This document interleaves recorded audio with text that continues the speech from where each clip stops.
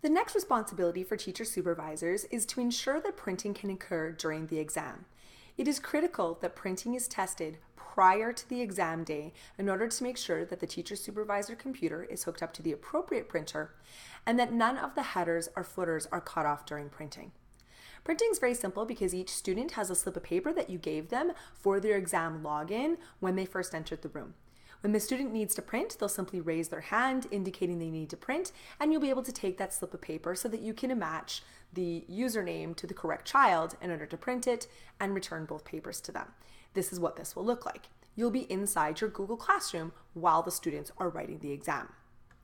You'll note that for each of the assignments, I can simply click on the exam, and of course, I can view the actual assignment, and I'll be able to see all of the students listed in alphabetical and numerical order who are part of that Google Classroom.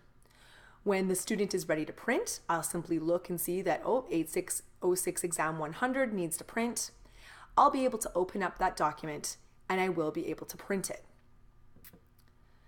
So I can see that they have their work here and I can see that there is a printing button.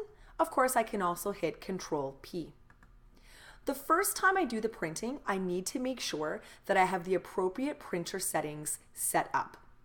I can do that very simply by clicking on More Settings, and I'm going to note that the margins say default.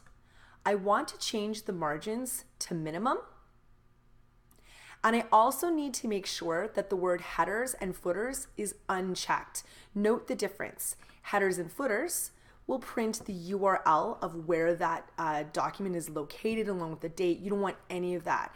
So that needs to be unchecked. The margins need to say minimum. You can go ahead and you'll be able to say print. This printer setting should now hold for each student that you go ahead and you print afterwards, but just double check it each time to make sure that you have the appropriate printer setting and that header and footer and page number is not being cut off. You return the document to the child along with their slip of paper.